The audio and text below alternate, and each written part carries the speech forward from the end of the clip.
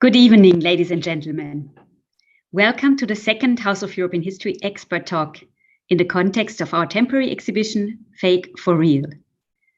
This exhibition shows how for centuries, human beings have deceived each other through falsifications, fakes and forgeries.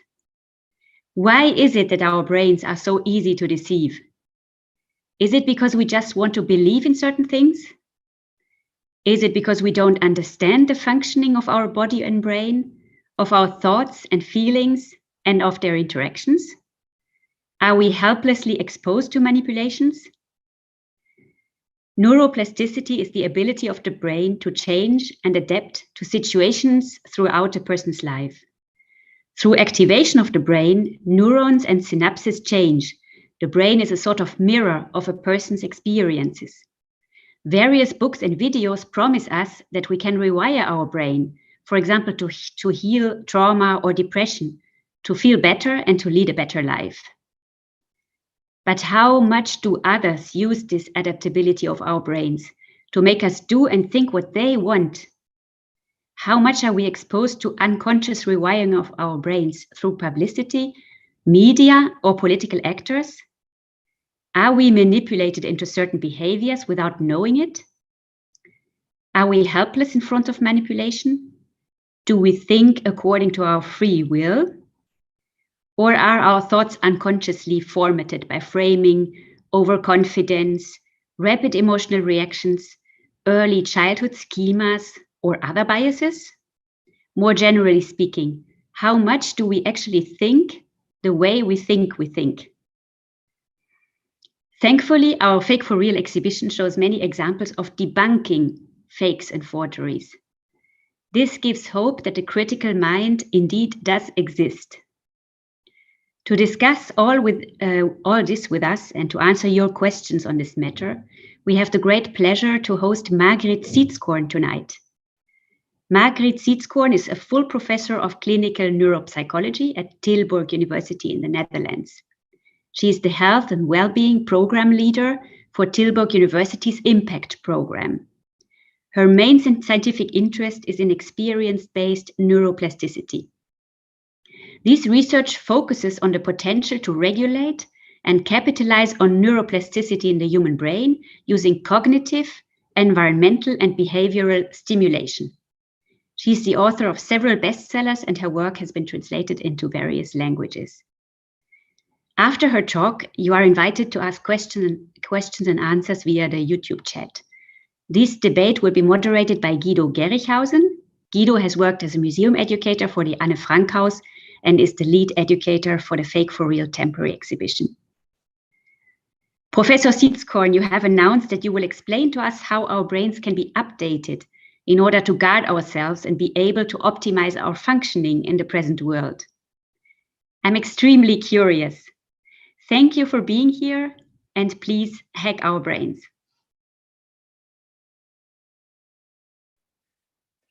Thank you very much. Well, I'm going to try to hack your brains.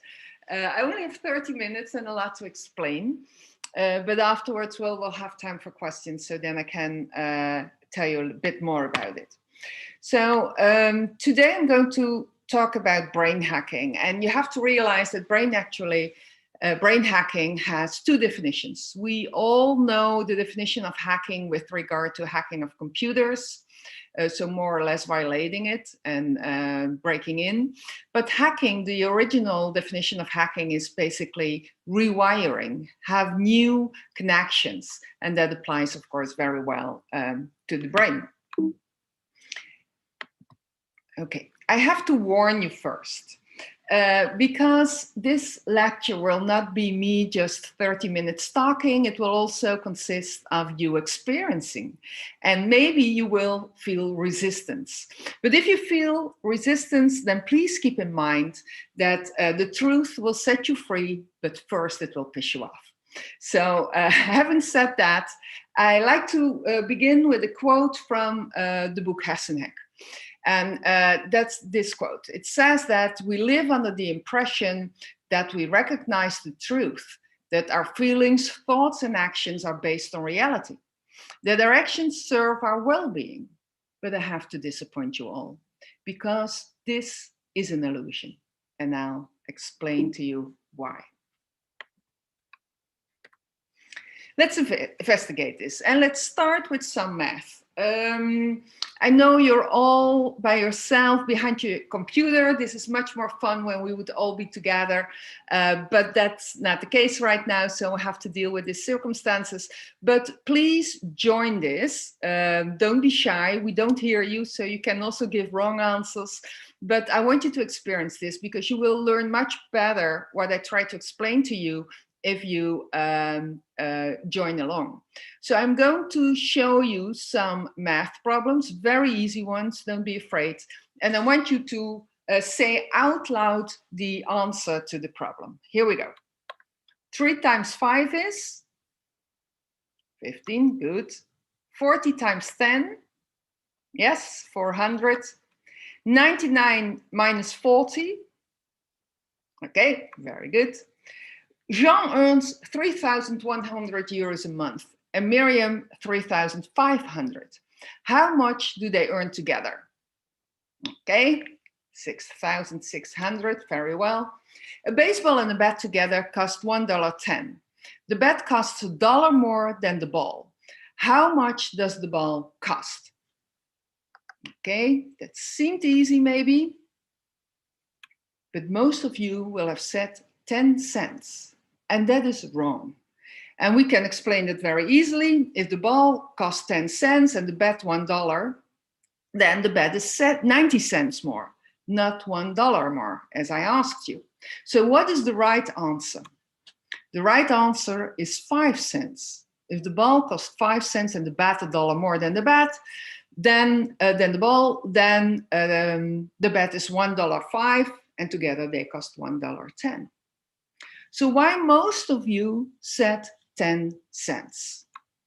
That is because we are prone to intuitive thinking. And what is that? That means that you see something and you feel the answer immediately. It's like, oh, I know this. And enthusiastically, you go for that answer that you feel. But that answer is many times wrong. And that is because of how the brain works. I have to explain you a little bit about the fast and the slow system in the brain. Let's start with the slow system. And in order to test your slow system, I have a riddle, which is also called the Einstein riddle. I read it a little bit. There are 5 houses in 5 different colors. In each house lives a person with a different nationality. The 5 owners drink a certain kind of beverage, smoke a certain brand of cigar, and keep a certain pet. No owners have the same pet, smoke the same brand of cigar, or drink the same beverage. And the question is, who owns the fish? Okay, I have a few hints. The Brit lives in the red house, the Swede keeps a dog as a pet, the Dane drinks tea, the greenhouse is on the left, etc., etc. What are you feeling right now? I even saw some people looking away. Are you feeling impatience? Are you feeling frustration? Did you think, yeah, right, nobody's watching, so I don't have to solve this problem? Most of you probably would. And that is the difference with the easy questions that I asked in the beginning, and on which one of them you were into intuitive thinking, and the hard question, the riddle that I gave you now. You only can solve the riddle, this riddle, the Einstein riddle, by thinking very, very, very hard. Not only for a minute, not only for 5 minutes. Most of you, it will cost a few hours to solve this riddle. There's no trick. It's just thinking and logic on a level that basically we all manage. But we have to put time in it. We have to take care before we give an answer. And that's exactly the purpose of the slow system. To understand hard stuff, to rationalize, to adapt logic. The slow system gives us the opportunity to get information, truthful information, but that is difficult to acquire difficult skills. to study books, etc. And you will realize with the difference between the easy questions that I asked in the beginning and the hard riddle, that in this day and age, it's hard to use the slow system. And that is because we are used to fast, faster, fastest. And somehow this is rewarding to us. And we get bored or impatient or frustrated when we actually have to use the slow system. Let's go to the fast system and its purpose. The fast system gives you the possibility to not to waste energy, to give a very quick answer. And it's also very valuable in case of danger because you can act quickly.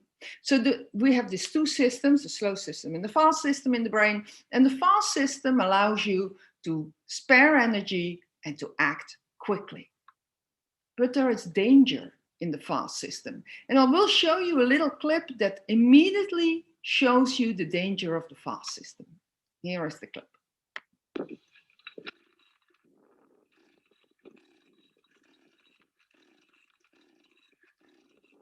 Maybe I stop it now before accidents happen. This is what happens if you think you know the answer. If you think how something works. It might that you know the answer or how it works, but in reality, this can be a too fast decision and therefore imposes danger on you. The first insight is that we are cognitive misers. We tend to think intuitively, which is not necessarily correctly.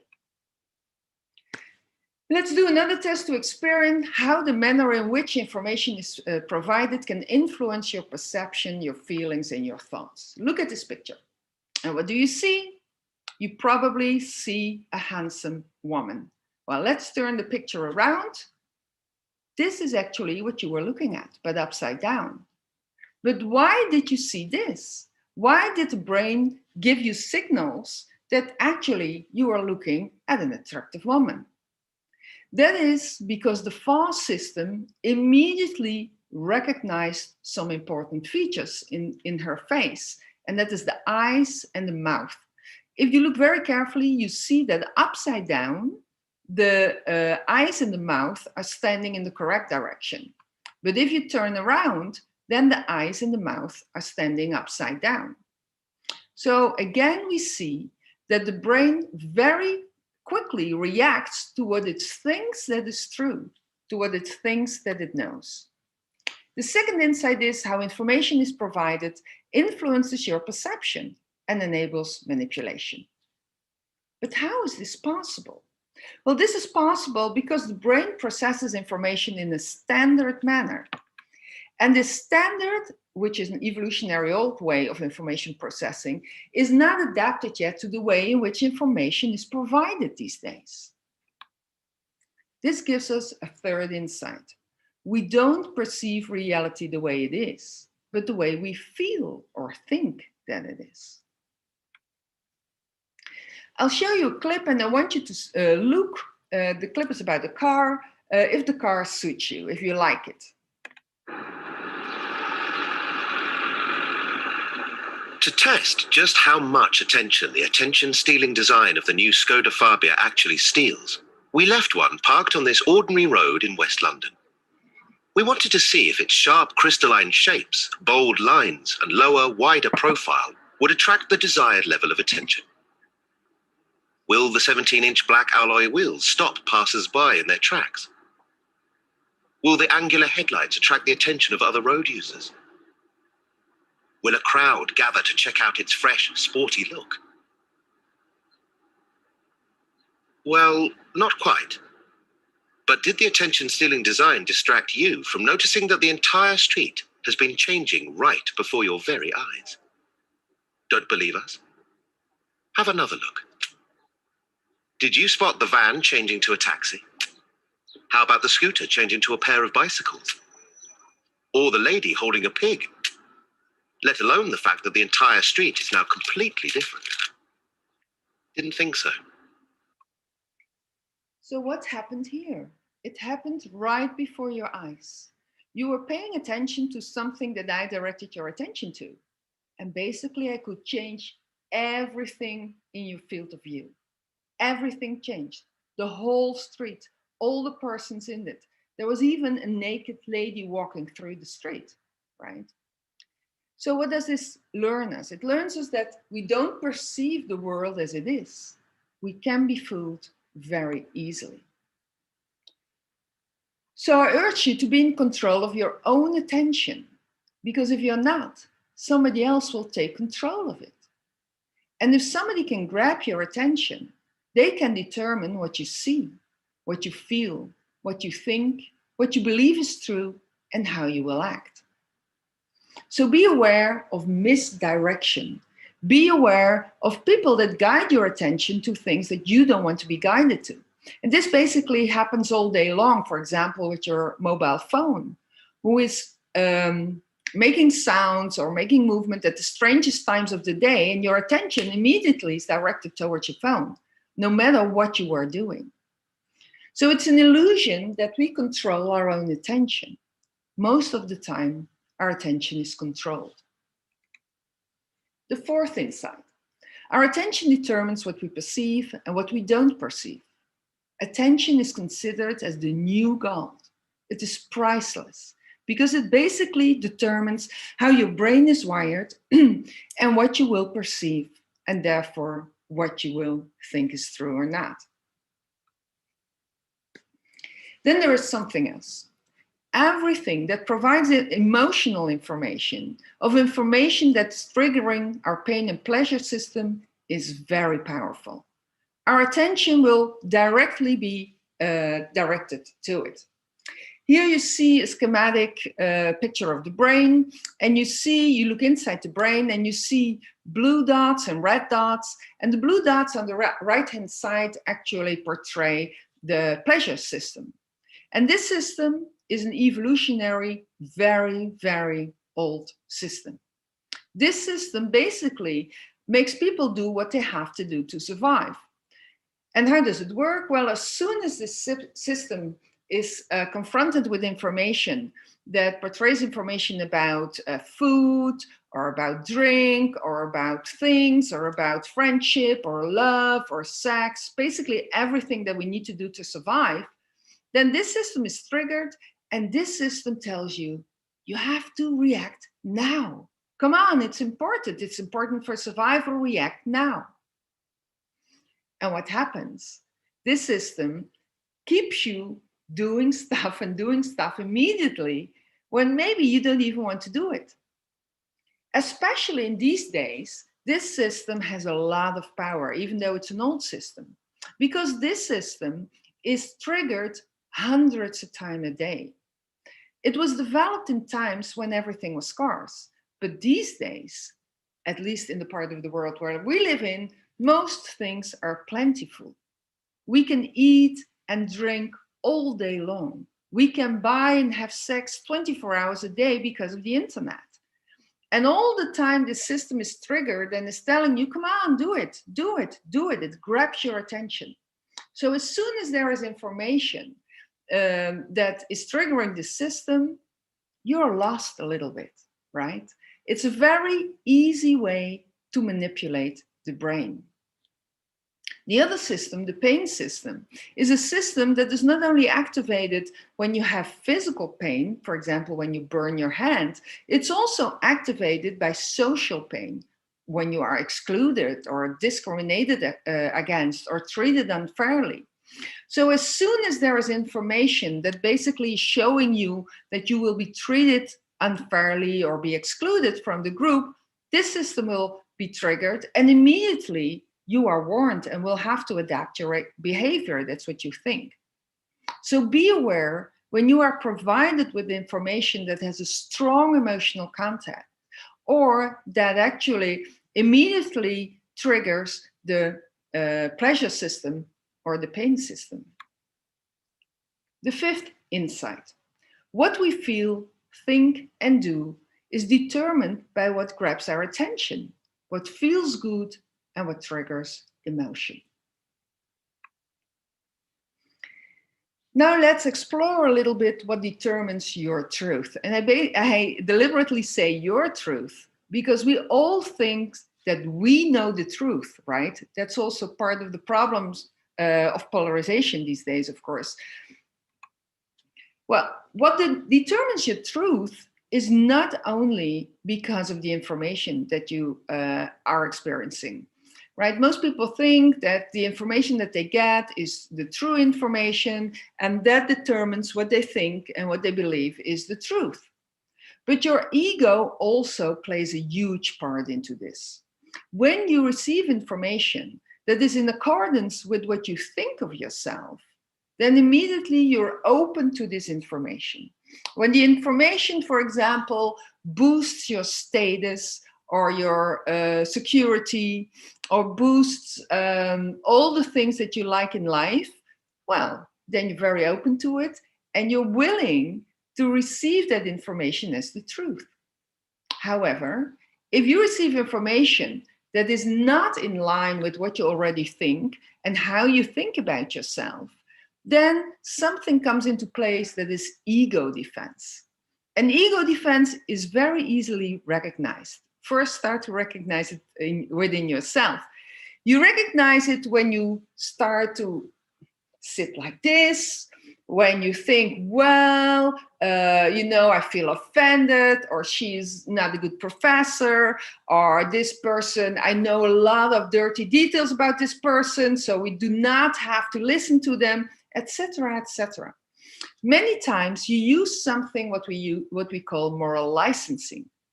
It means that you come up with all kind of, most of the time, moral ideas why you do not have to listen to the other, why you do not have to have an open mind or be curious. And then there is a third very strong factor that determines what you believe or not, what your truth is, and that is the group you belong to. If the information that you receive is in accordance with what your group thinks, what your group feels is true, and what your group wants, then you're very willing to incorporate it into your system. However, if it's not in accordance with what your group think, feels, or wants, then you come up again, like with your ego, with all kinds of explanations why this information is not truthful, why you should not listen, why the other party basically is crazy. And also, the brain works very differently with regard to the group that you belong to. If somebody within your group is a liar or is doing bad things, we tend to forget that very rapidly. We tend to memorize all the good things of our own group, all the moral right things of our own group. However, on the other hand, we tend to memorize all the bad things of the other group. And all the good things that are happening in the other group, we tend to forget. Well, you can imagine if you remember only the good things of your own group and the bad things of the other group, then it seems that both groups actually stand very much apart from each other. The sixth insight. Because of our egos and groups, we are sensitive for bubbles. We tend to believe what we already believe and to do what we already did. Well, there's more insights, but I only have 30 minutes, so I give you 6 here. And the 6 are, we are cognitive misers. We are very prone to intuitive thinking. Our brains can be easily manipulated by information. We perceive what seems to be true, not what is true. We believe that we can direct our own attention and are not victims of manipulation, attention manipulation of others. The power of emotions and pleasure and pain we often underestimate, and we are vulnerable for bubbles because of ego and the groups that we belong to, and also because of how we can provide our egos and our groups with certain information. Combine these insights with the way in which information is provided these days, and then I mean directed towards fast satisfaction, disinformation, attention grabbing, and we can understand that the way we feel, think, and act no longer is based upon reality, and not always is directed towards our well-being.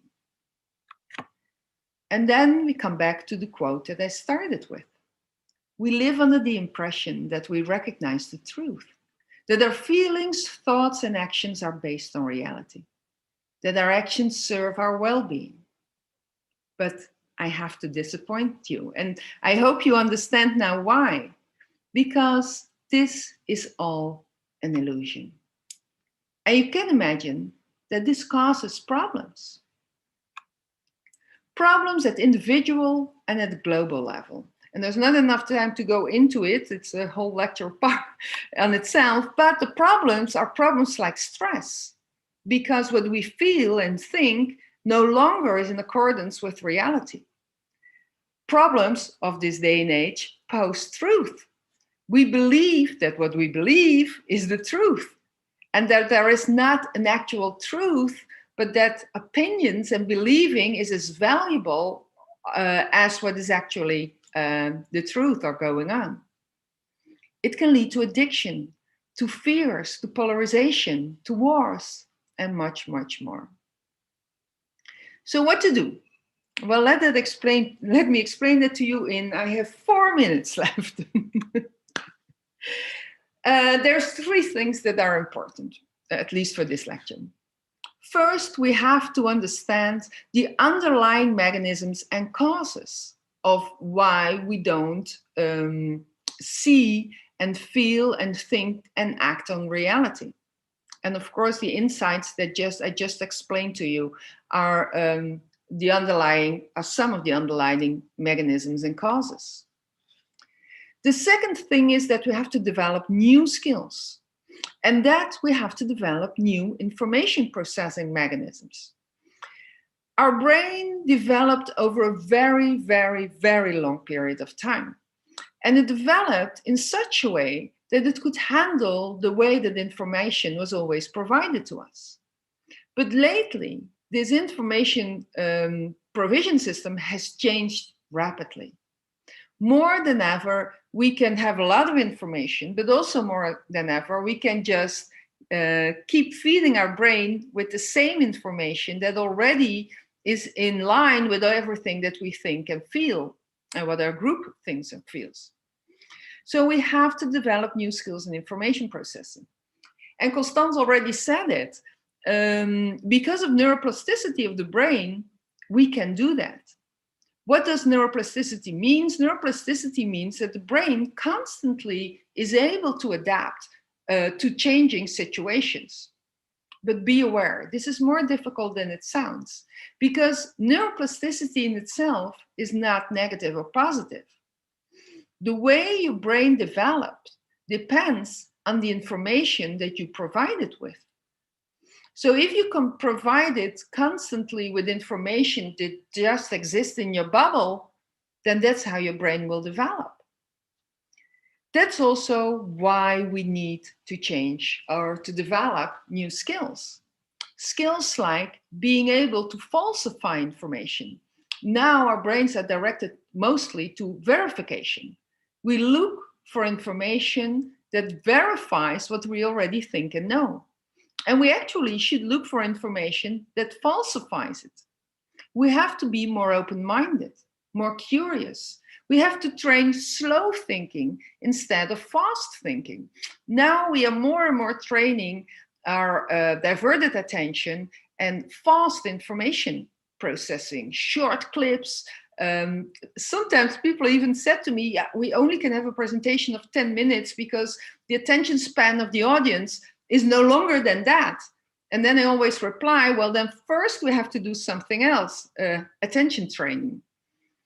So we have to direct towards slow information. We have to train our attention. We have to learn to prioritize and not be diverted all the time by all kinds of things. And most of us are used to making to-do lists, but what we actually should do is we should make not to-do lists, etc., etc., etc. The third thing that we have to do is that we have to think more about the way we provide information towards each other. There is a responsibility for all of us here. What we see now is that information is shared very easily and very fast without falsifying, for example, without fact-checking it, for example. And this is not only our responsibility, of course. This is the responsibility also of all of us, but especially also for policymakers, media, giant tech companies, etc. If we do all these things, we can develop because of neuroplasticity. We can develop our neurobiological system of wisdom. We are called the Homo sapiens, the wise man. But if we look at the world, are we that wise? We have to develop a new kind of wisdom, a kind of wisdom that adapts the brain to the information processing of these days. And also what we have to do is, of course, change that way of information processing. Thank you all. And this book is about how you adapt the brain to wisdom. And I'm ready for questions. Go ahead.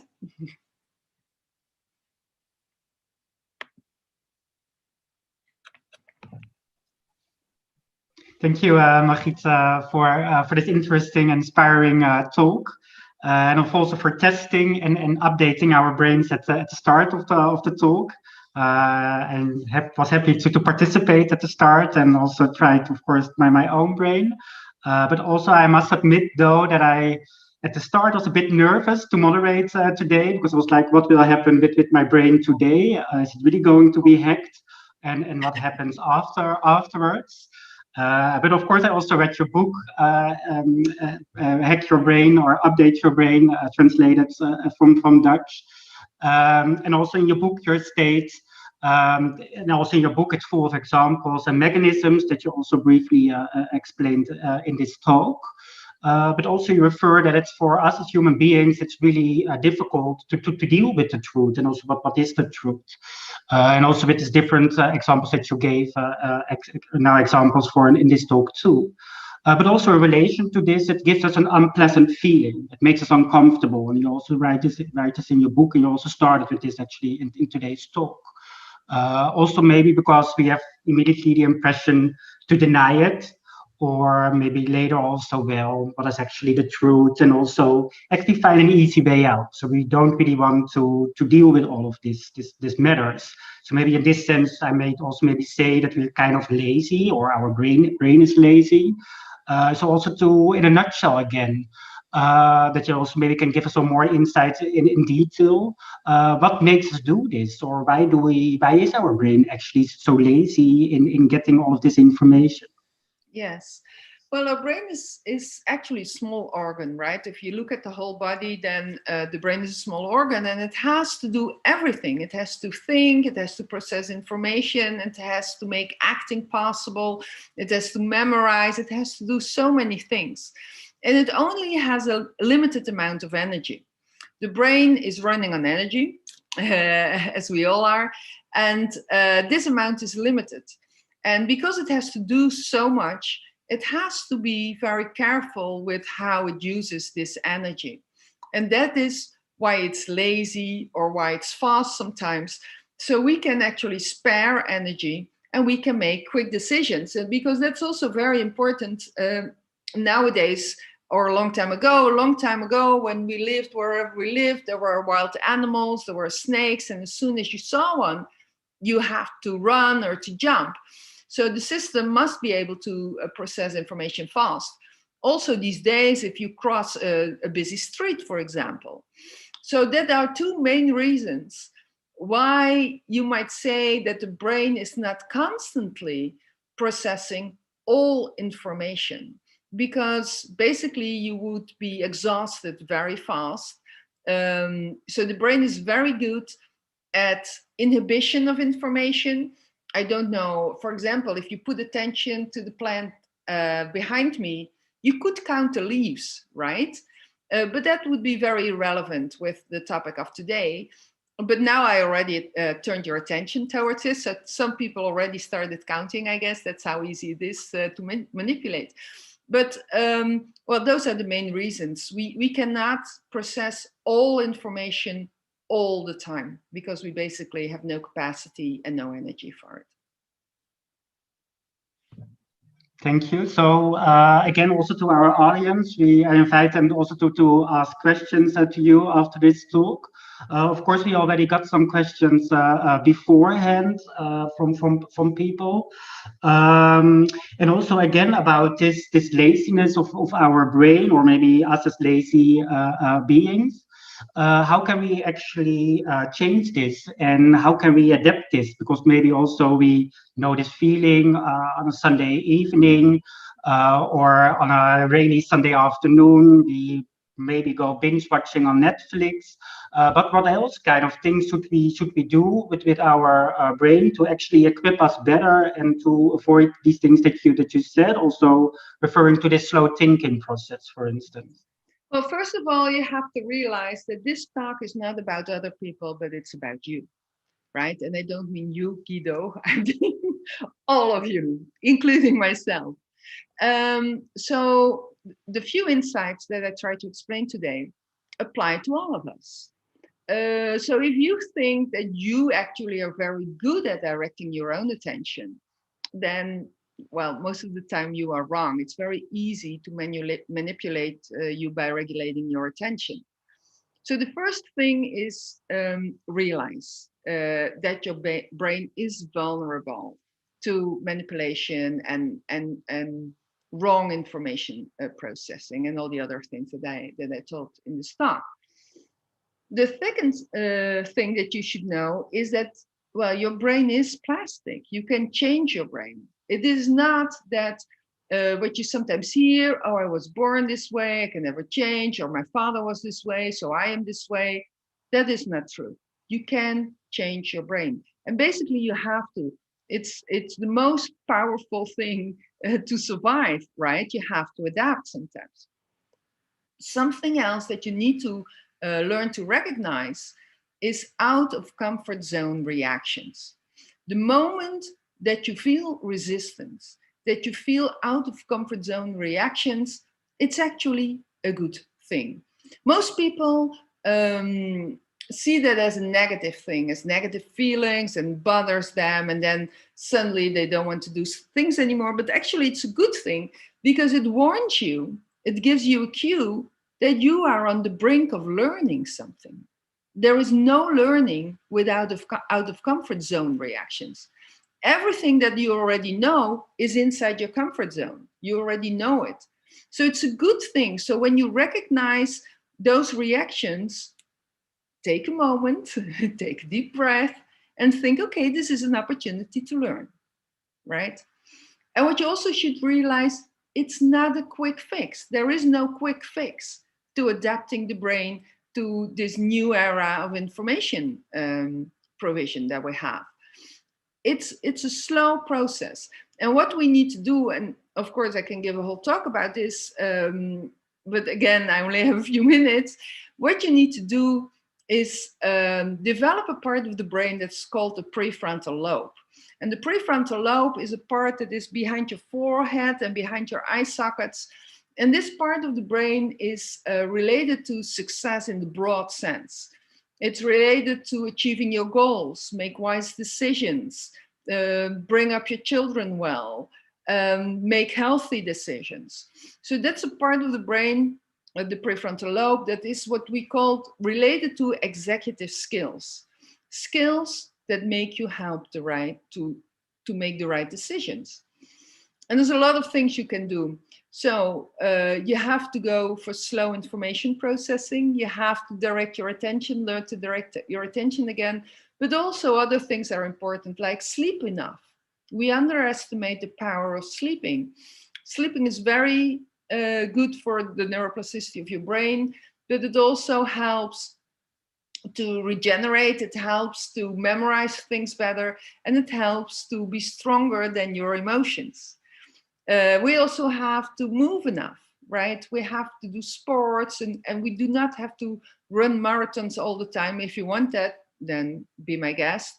But biking, running, doing groceries, gardening, it's all fine, right? So that's just a few things that you can do to develop your brain and to update it to live better in today's world. And also in this relation, we actually have some questions from the audience now as well that are relate to also what we are talking about. One is more, what is your advice in using the smartphones? And in relation to this, we have a question from Justine.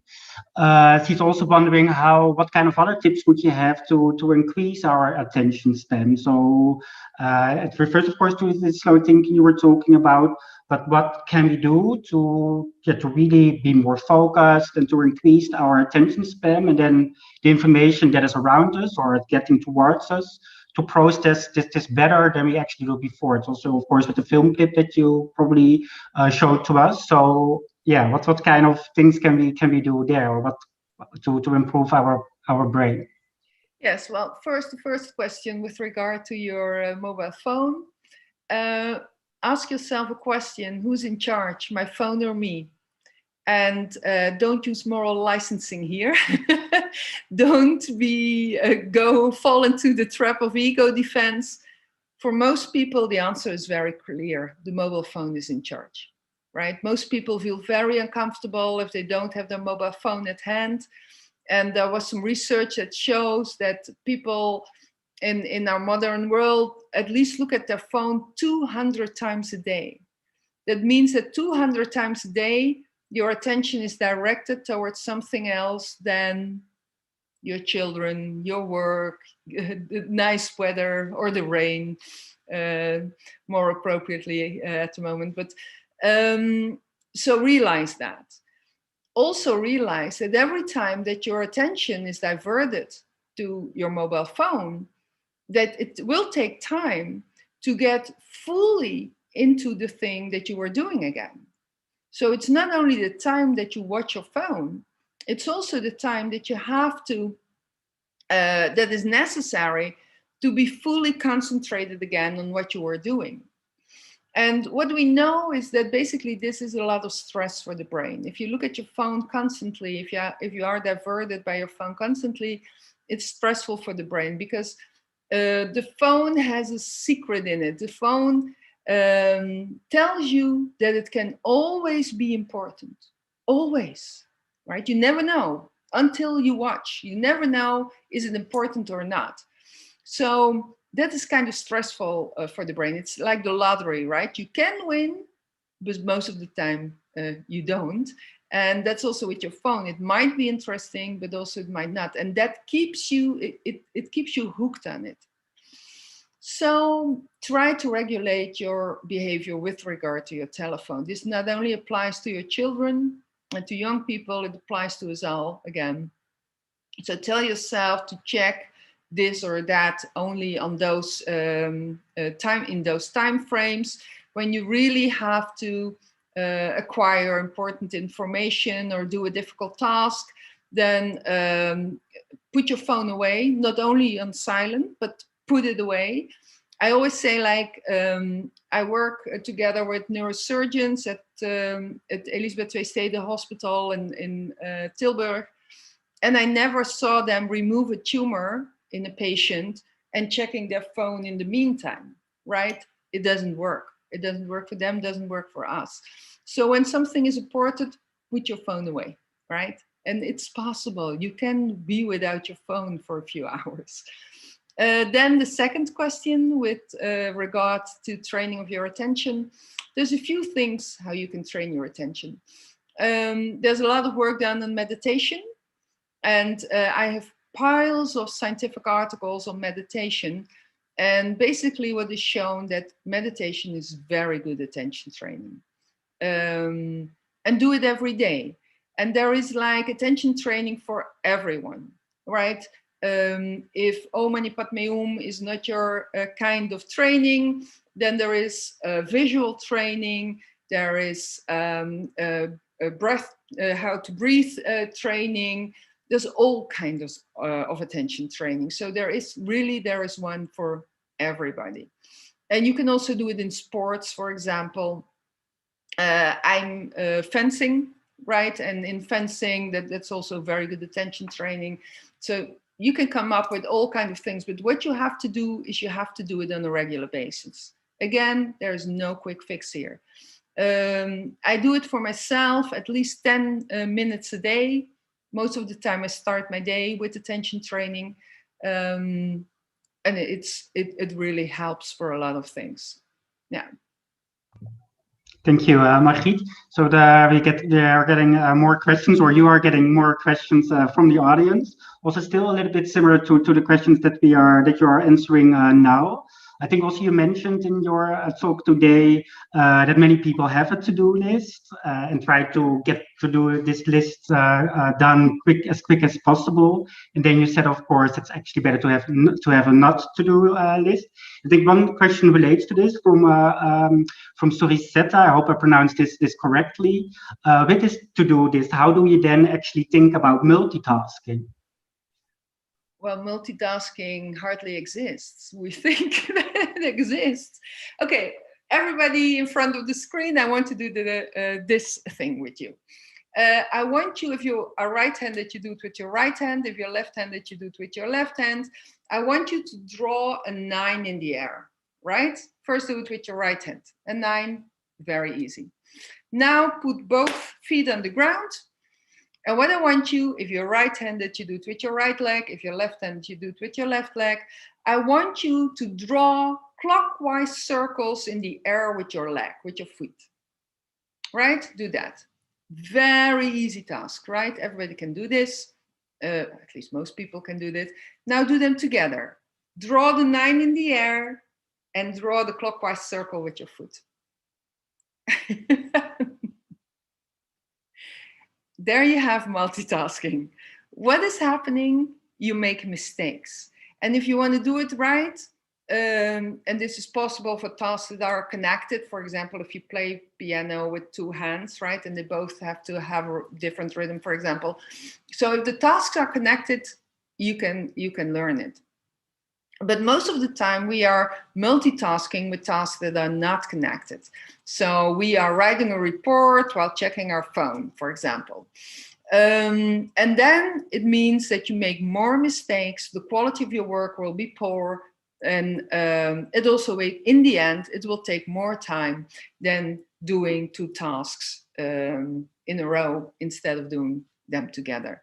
So there is not really multitasking when it comes to tasks that are not related. They basically disturb each other. When it really matters, don't multitask. Thank you, Margriet. I know I can tell you all this, and I hear people think, even through my computer, I hear them think, yeah. And they will not adapt their behavior. They think, well, I don't have the time for that, etc. But really, if you do not have the time to single task or to guide your own attention, yeah, you're heading for problems. I think we all understand that, right? Thank you, Margriet, for taking that question. So we have another question from Daria Velaslo. Again, I hope I pronounced it correctly. It's about a different topic that you also addressed in your talk today. It refers more to, I think, with the 3 layers that you gave about information, ego, and in my group, whether it's my group or another group. Daria is more interested in the processes that are responsible for believing so easily in particularly conspiracy theories, for instance. And why are these theories so attractive to some people? Well, basically, these theories are attractive to all of us. It's not that there is like a certain kind of person. Sometimes I hear people say, well, it's a person with a certain kind of intelligence or socioeconomically, or that's not the case. It's more that it has to do with a lot of things. I cannot name them all, but it has to do with understanding the world, right? This world is, for a lot of people, again, I guess for us all, it's very hard to understand. A lot of things are very hard to understand. And even though we can provide ourselves with a lot of information, we not always can provide ourselves with the information that really matters. And it's very hard to fact check. So because of the complexity of a lot of things, it's easier for the brain to comprehend a story. And what you see in conspiracy theories, that it's always like a story that we all can understand very well. And the brain is very vulnerable to storytelling. We, of course, understand why. This is one of the oldest ways to convey information to each other. So when it's a story that we can easily grasp, it's very, it's a very good way to give structure to the world. So that's one of the things. The other thing is, of course, the way that that information is provided these days. And what I explained a little bit in the talk is that when you already are vulnerable to a certain story and you have people around you, you come into a group where people believe this story, then you are provided more and more with more information that substantiate the story. And because of the internet and because of algorithms that are used and because of the group you're in, you are provided more and more and more, which seems to be evidence of the story that you are believing in. And also because the brain is verifying instead of falsifying things, you believe what you already believe more. It's very hard, also because of your ego and because you already belong to a group, to suddenly come with something that no longer substantiates the story. People will be negative towards you. You will lose friends. You will believe that you put a lot of energy in something that was not true. So once you're in a certain bubble with a certain story and a certain kind of information that is repeated or added upon the same kind of information, all these things determine that you believe stronger and stronger and stronger in a certain kind of conspiracy theory. Thank you for taking this question too, Margriet. We have another one from Psycho 007, so kind of a James Bond that is watching us, maybe also learning some other tricks. And he says that a lot of, or he or she says that a lot of your points resonate, and also more with people that actually maybe want to know the truth. But of course, we also, what you also mentioned, we are in this era of post-truth. Can we then also, can we fix the misinformation age by relying on goodwill, or what would be necessary to let's say, to fix this?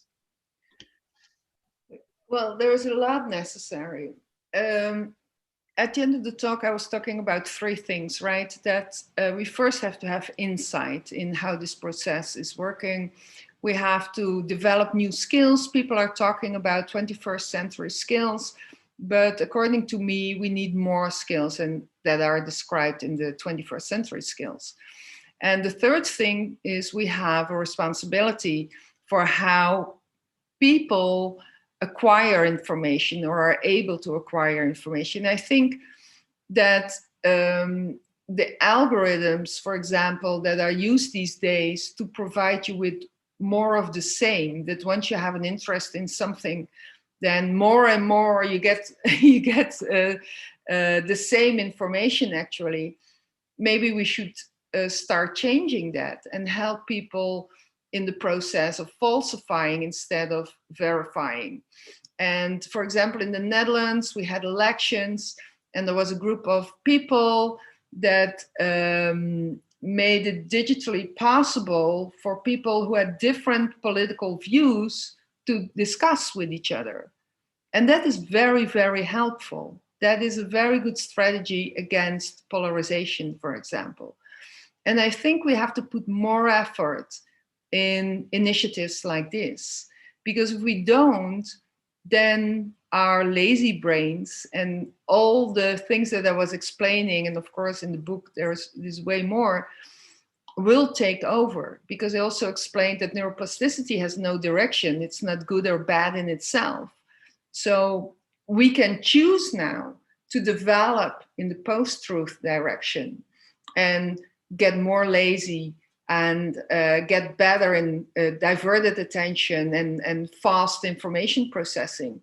Or we deliberately have to choose that we have to spend time in developing different information structures and different information processing mechanisms in the brain. So thank you again, Margriet, for taking that question. And indeed, I know the website was used in this Dutch elections, and I think it was a very, very nice example indeed. Also to meet the opposite, to see a different worldview basically, and that they offered in this way online a kind of dialogue room with maybe people that you normally wouldn't really talk to, and it questions yourself, because I think all of us, it's not just particular far right or far left, that all of us kind of need to challenge some of our assumptions or sometimes our perspective on things. Let's go to the last question that we got from the audience, and it's from Marza. What do you think about the influence of algorithms on the internet and social networks that keep us in our bubbles? So it actually also maybe refers to this, what we were just briefly talking about. And yeah, what do you think about this, and what kind of other mechanisms or things maybe to add could be helpful to overcome this, and that we actually have a talk with other people, question our beliefs? Yes, I think AI, of course, can do a lot of good for humanity in the world. But as we now realize that the AI mechanisms in a lot of things on the internet are basically providing you with more of the same. And also, that's not the only issue, but also there seems to be a lot of stereotypes in AI algorithms. So there is basically a whole ethical question with regard to AI. And I was talking in my talk at the end about the development of the prefrontal lobe, because that is related to the things that we call wisdom. But sometimes I think that, at least for some part, we have to develop an external prefrontal lobe for people. So instead of only developing your own brain, which is of course the best, but takes some time, we must, and that is possible with different AI algorithms, we have to develop an external prefrontal brain that pushes us towards all the things that we need to do to get out of our bubbles. This is with regard to the question, to get us out of our bubbles, so that it deliberately provides us also with information that is not within our bubble, that it deliberately provides us with clips that we would never expect, that it deliberately provides us with fact-checking opportunities, etc. So I think there is a huge role for AI here, but we're not using it optimal yet, because we are just discovering that the way we are using all these data maybe is not the best way yet. So also thank you for taking that last question, and again thank you for this interesting talk and for answering the questions and from the audience and updating our brain. Again, if you want to follow more from the audience, want to follow more from Professor Sitskoorn's work, do read her book Hersenhack. But in relation to this temporary exhibition, Fake for Real, we have introduced this online expert talk series, the Flamboyant Fake, in which Margriet Sitskoorn participated today. And in this series of different experts from various fields of expertise, of science, will provide a short insight in their field of expertise. Our next talk in this series will be given by Jan Jagers on June 29th.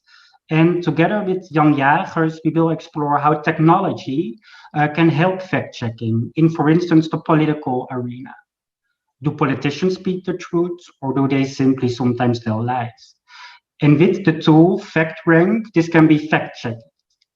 FactRank is a new online tool that automatically detects checkable claims made by politicians in parliamentary debates or via their tweets.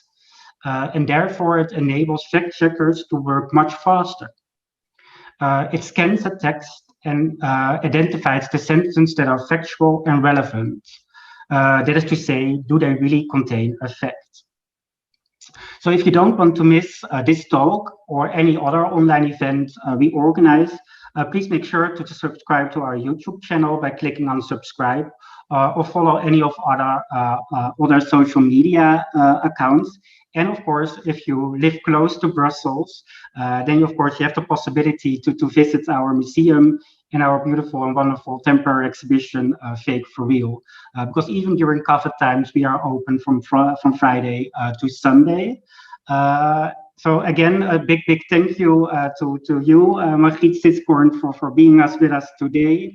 And of course, thank you also at home for following and hopefully also participating with the names and the other examples that Professor Sitskoorn gave today. And I hope to see you all next time. Have a good evening or a good day, depending on where you are located.